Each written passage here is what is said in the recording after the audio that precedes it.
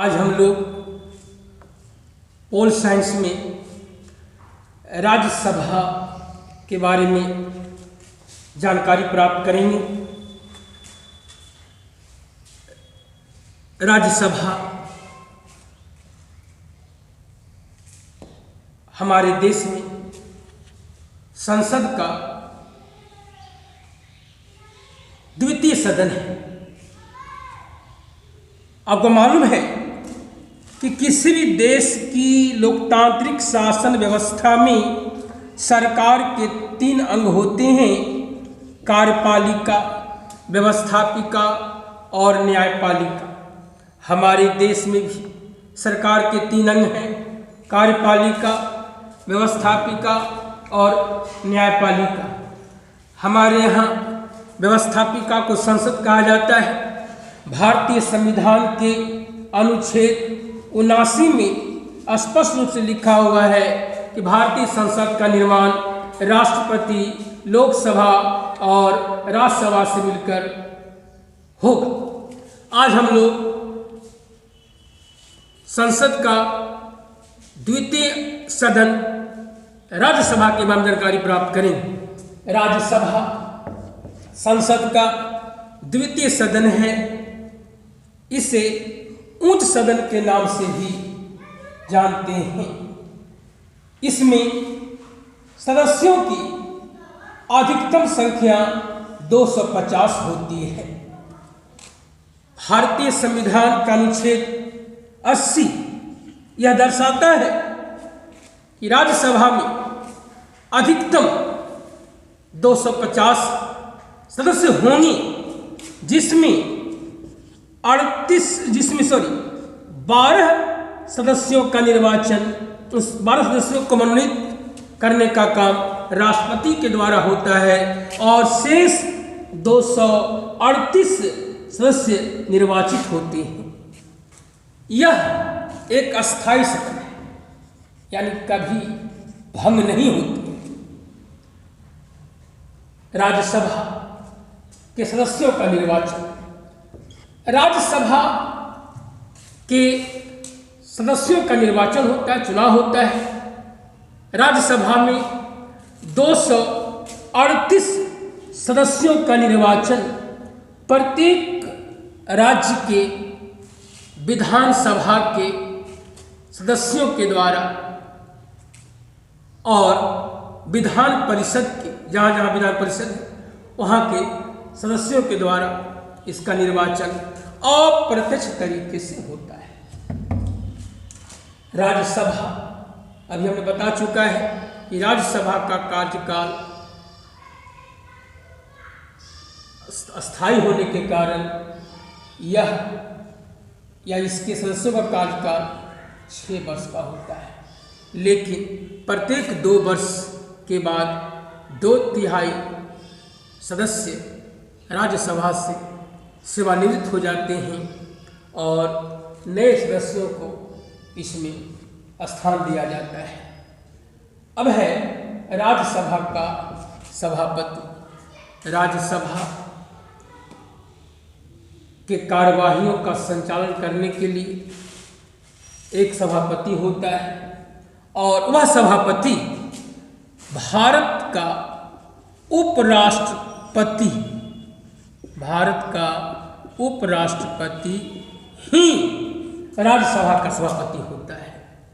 राज्यसभा के कार्यवाहियों का संचालन सभापति के अनुमति पर ही किया जाता है। अब आएंगे राज्यसभा के कार्य के बारे में।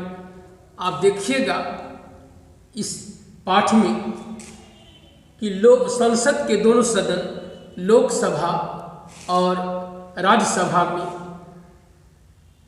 कार्यकलाप के क्षेत्र में लोकसभा ही सबसे शक्तिशाली सदन माना जाता है। लोकसभा की तरह राज्यसभा को भी विभिन्न क्षेत्रों में अधिकार प्रदान किए गए हैं, लेकिन कुछ अधिकार सीमित रूप में होते हैं। पहला है कार्यपालिका के क्षेत्र में राज्यसभा को कार्यपालिका के क्षेत्र में जो अधिकार प्रदान किया गया है वह सीमित है। सीमित इसलिए है कि आपको मालूम है कि भारत में जो केंद्र सरकार गठित होती है वह लोकसभा के प्रति उत्तरदायी होती है। इसलिए राज्यसभा को सरकार के विरुद्ध अविश्वास प्रस्ताव लाने का अधिकार प्राप्त नहीं है। फिर भी कार्यपालिका के क्षेत्र में राज्यसभा के सदस्य को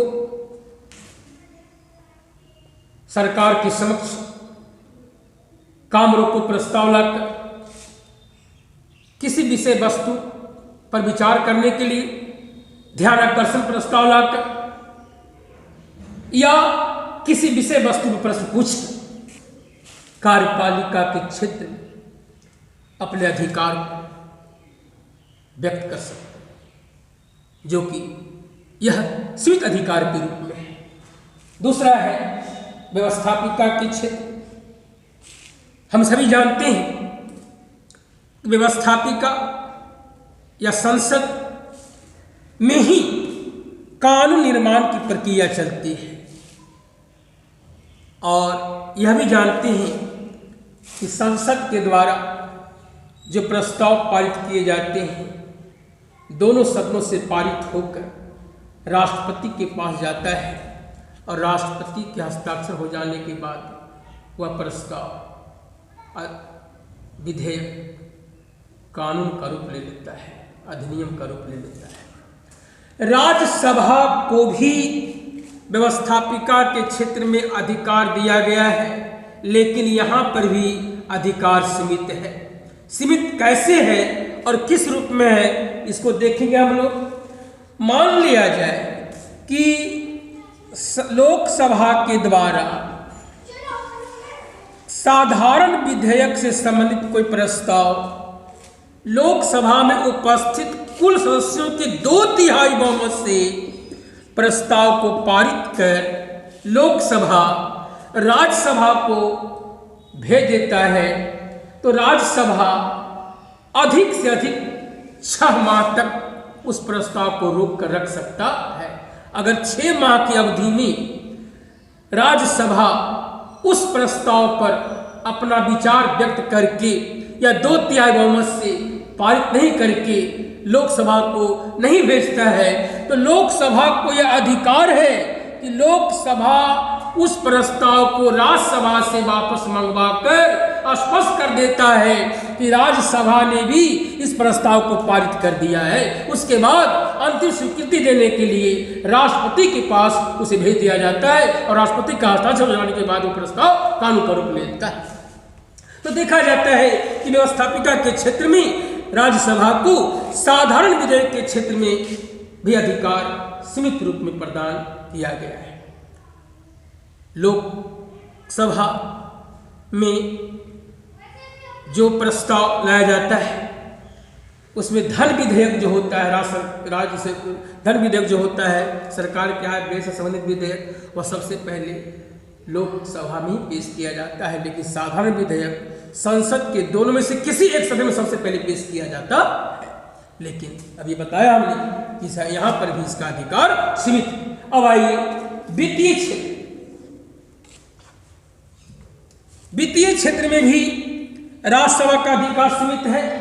हम अभी बता रहे थे कि विधेयक 2 प्रकार के होते हैं, धन विधेयक और साधारण विधेयक, और यही बताया कि साधारण विधेयक संसद के किसी भी सदन में सबसे पहले पेश किया जा सकता है, लेकिन धन विधेयक जो सरकार के आय व्यय से संबंधित विधेयक होता है उस विधेयक को सबसे पहले लोकसभा में ही उपस्थित किया जाता है, और लोकसभा से पारित हो जाने के बाद यह विधेयक राज्यसभा के पास भेज दिया जाता है। और राज्यसभा को अधिकार सीमित है। यहाँ पर क्या सीमित है कि 14 दिनों के अंदर, मात्र 14 दिन ही इस प्रस्ताव को राज्यसभा रोक कर रख सकता है। 14 दिन के अंदर अगर राज्यसभा धन विधेयक को अपने सदस्यों की कुल संख्या जो उपस्थित है उसको उसके 2/3 बहुमत से अगर वह प्रस्ताव वह विधेयक पास करके लोकसभा को नहीं लौटाता है तो लोकसभा स्वयं राज्यसभा से उस प्रस्ताव को अपने पास वापस मंगवाकर राज्यसभा से पारित मान लेता है और पुनः उसे राष्ट्रपति के पास अंतिम स्वीकृति के लिए भेज दिया जाता है। तो यहाँ पर हमने देखा कि वित्तीय क्षेत्र में भी राज्यसभा को जो अधिकार प्रदान किया गया है संविधान के द्वारा, वहाँ पर भी उसका अधिकार सीमित है। अब आइए महाभियोग लगाने इस क्षेत्र में राज्यसभा को लोकसभा के समान ही अधिकार प्राप्त है, ऐसा नियम है। मान लिया जाए कि राष्ट्रपति को पद से हटाना है तो उसके लिए सदन में प्रस्ताव लाया जाता है। वह प्रस्ताव सदन के किसी भी सदन में सबसे पहले चाहे लोकसभा या राज्यसभा वहां पर पेश किया जाता है और उस प्रस्ताव को दोनों सदन लोकसभा भी और राज्यसभा कैसे अपने अपने क्षेत्र में कुल उपस्थित सदस्यों की संख्या के 2/3 बहुमत से इस प्रस्ताव को पारित कर देता है तो वह प्रस्ताव महाभियोग जो है वह पारित मान लिया जाता है और उस स्थिति में राष्ट्रपति को पद से हट जाना पड़ता है। लेकिन यहाँ भी एक शर्त होती है कि राष्ट्रपति को हटाने के लिए या सर्वोच्च न्यायालय के मुख्य न्यायाधीश को पद से हटाने के लिए जो महाभियोग विधि संसद के सदन में लाने का काम किया जाता है उसकी सूचना उन लोगों को होनी चाहिए। बिना सूचना के बिना आदेश के दोनों सदन महाभियोग को पारित कर देता है तो राष्ट्रपति या सर्वोच्च न्यायालय के मुख्य न्यायाधीश अपने पद से हट नहीं सकते। तो देखा गया कि राज्यसभा को महाभियोग लगाने के क्षेत्र में यहाँ पर इसको शक्ति प्राप्त है जैसा कि लोकसभा के समान ही से दिया गया है। दूसरा है अगला पॉइंट है निर्वाचन के क्षेत्र राष्ट्रपति को राज्यसभा में जितने सदस्य होते हैं मनोनीत को छोड़कर राष्ट्रपति के द्वारा राज्यसभा में 12 सदस्य मनोनीत होते हैं। वैसे व्यक्ति मनोनीत होते हैं जो साहित्य चिकित्सा विद्वता किसी और क्षेत्र में काफी योग्य और निपुण होता है। वैसे 12 सदस्य को राष्ट्रपति मनोनीत करता है। तो राष्ट्रपति का जो निर्वाचन होता है तो राष्ट्रपति के निर्वाचन में राज्यसभा के कुल सदस्यों में से 250 सदस्य उसका है, उसमें से 12 को छोड़कर शेष 238 सदस्य राष्ट्रपति के निर्वाचन में भाग लेते हैं। उपराष्ट्रपति के निर्वाचन में भी राज्यसभा के सदस्य सभी सदस्य 250 भाग लेने का काम करते हैं। उसके बाद है न्यायाधीशों को पदच्युत करने के संबंध। अभी इसके पहले चर्चा हमने कर चुका था कि न्यायाधीशों को हटाने के लिए मुख्य न्यायाधीश हटाने के लिए सदन में ही प्रस्ताव लाया जाता है जो कि महाभियोग के रूप में होती है और महाभियोग पर दोनों सदनों की स्वीकृति आवश्यक होती है। यदि दोनों सदन का विचार बहुमत के रूप में स्पष्ट नहीं होगा तब तक चाहे वह न्यायाधीश हो या राष्ट्रपति हो या किसी और ऊंचे पद पर हो वैसे व्यक्ति को पद से हटाने का काम संभव नहीं है। तो यहाँ देखा गया कि राज्यसभा जो है वह संसद का द्वितीय सदन है, उच्च सदन है, लेकिन लोकसभा के समान इसे पूर्ण अधिकार प्राप्त नहीं। विशेष अगले वीडियो में